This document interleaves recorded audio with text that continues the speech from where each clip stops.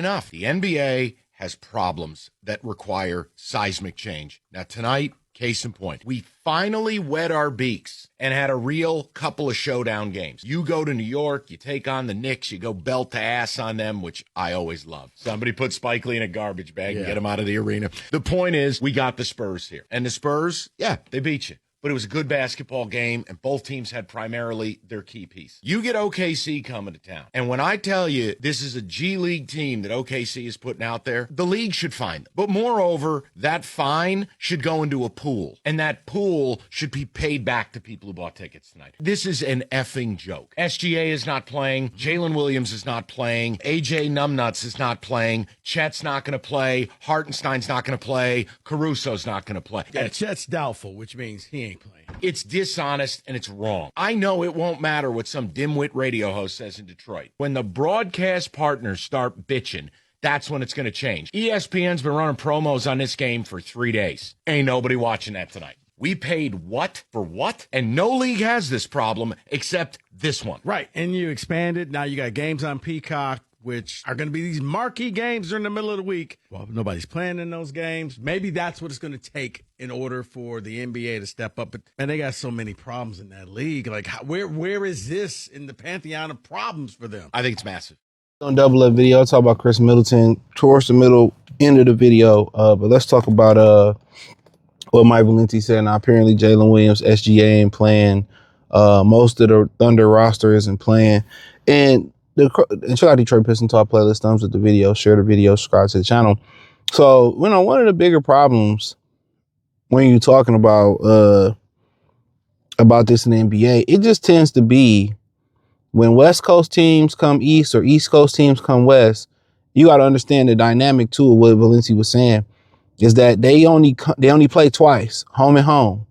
So when you have a situation where you had a Thunder, or remember a few years ago when AD and the Lakers was coming to Detroit and everybody spent all their money and paid and bought their tickets in advance, and AD and LeBron both sat out that game. So people, basically what happens is this. For y'all don't understand. Somebody in trouble. For y'all who don't understand, what basically happened is this.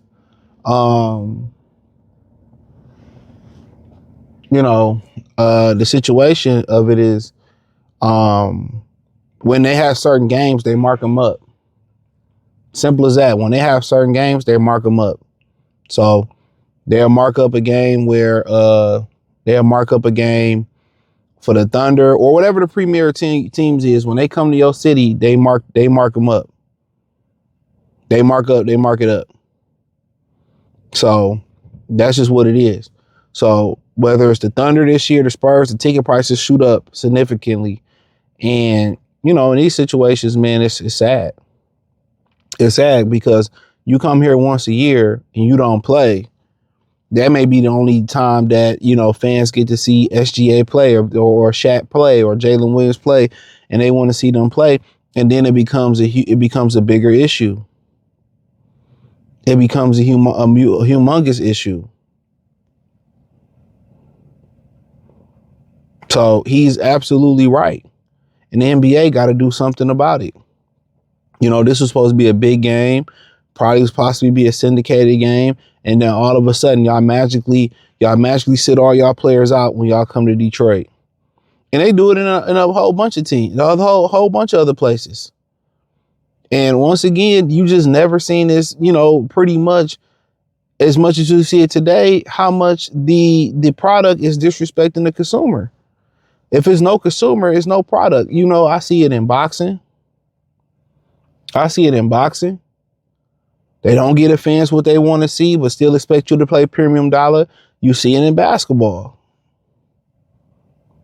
The people don't want to show up to work. You got a top 1% job. It's billionaires that are killed to have the ability to play in the NBA, and they don't want to come to work. And a lot of it got to do with a lot of single raised or women predominantly raised households. Because guess who don't want to work? Women don't want to work. They're not built to work. But if you're raising your children and showing them the same qualities, they don't want to come to work, even if it's a dream job. And now we got a bunch of generation. Everybody just look at it from the standpoint of, Subway or Burger King. You got people 40, 50, 60 years old retiring and working at Burger King, or, need a job and working at Wendy's. And they leave the job for the kids. Kids don't want to work. They don't even want to be in the NBA, a dream job. They don't even want to do that. And this is why the NBA, they got a problem. You got a problem. When you have a game like this, or you have a team like this, the Thunder, you know what I'm saying? They should be Dr. Draft Pick when they do shit like this. You know what I'm saying? Real talk. They should be Dr. Draft Pick. This is atrocious. But they want your hard-earned money. They want your hard-earned money.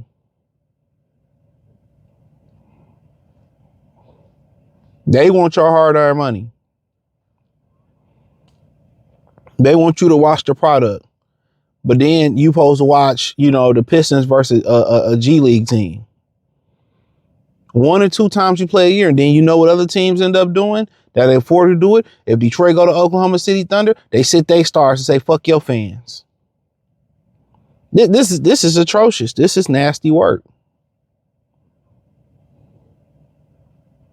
This is nasty work, but fortunately, it is what it is, man. This is the life and times we living in. We got a generation of men who don't work and wonder why depression is at an all-time high.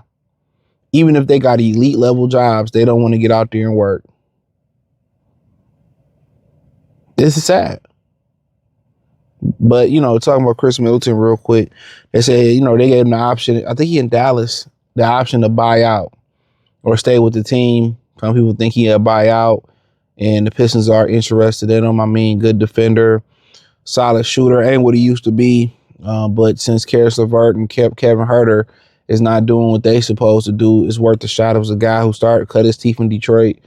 You get a solid guy. I seen him play last year.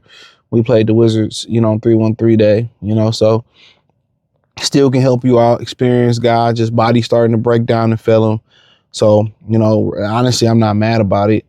There were some rumors about Malik Beasley going out there being eligible to sign. He has not been eligible to sign. I think he signed to play in Puerto Rico or something like that. But teams could sign him, but we already know what it is. They're not going to sign him. Instead of suspending him, this is what they do. They try to take Terry Rozier money, and they had to release his money from escrow. It don't mean that, he exonerated. But my thing is, you lose years going through a federal investigation. You lose years that you can't get back. Yeah, I can get my money back, but I don't get them years back. So my thing is this: if I'm under federal investigation, how long do I have to be under investigation to be cleared? Because obviously he can sign wherever he wants to sign to, but if he sign, isn't the suspension going to come right there? Or is it a silent agreement behind? Well, is it a secret agreement behind the scenes? Oh, okay, don't sign them. So you lose a whole year of your life, right? And you could be innocent. Then what? So if you got enough to prosecute a particular person, prosecute them. Prosecute them. I just don't understand. If you don't have enough, don't say nothing. So, so Khris Middleton ain't a bad look, but, I just have my questions, about them really finding answers on this roster. You have a shooting problem. You have a scoring problem. What's wrong with playing Sasser? You have a shooting. You have a scoring problem. Can you really afford to bench Kevin Huerter? Yeah, you just got to ask yourself those questions. And then there was, rumors about Asar Thompson being benched. Let me address that real quick. And this is be a 3-part video. There was rumors about him being benched. He missed an assignment. He had a disagreement with JB Bickerstaff. So Bickerstaff, he violated, he demonstrated, and allegedly set him for the majority of the second half. He didn't like the way he responded. Okay. He can't afford to do that. Hopefully they sit down and bury the hatchet. But obviously JB Bickerstaff has certain type of ways about him because, you sticking with Khris LeVert, he ain't doing nothing. Okay, why not put in Marcus Sasser? Why not, give Kevin Huerter and Khris LeVert got every chance. And I get it. Khris LeVert, him from Denver or him from Cleveland and all them type of situations. But at goddamn, you don't think at some point, you know, the kinship or friendship or the past, it's like it's getting a little bit old. They probably in the locker room like, look, man, come on, man. I'm better than this motherfucker. That starts to creep. So they got internal answers that they can actually use as answers, and they just refuse to do it. And I get it. It's hard to, you know, you winning, and it's hard when you winning to change something up, but you got to have foresight. We struggling here. Oh, let's change it up and try this.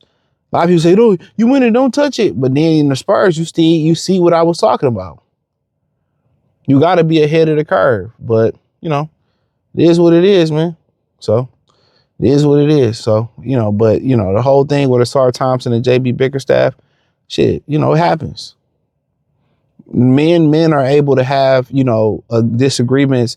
We're able to fight, we able to fight physically, and we able to shake hands usually and keep it moving. You know what I mean? So, you know, hopefully it's water in the bridge. I know this new generation a little bit more sensitive and soft, but hey, man, that's all I pretty much had to say. Thumbs up the video, share the video, subscribe to the channel. Next subscribe button is the bell icon button.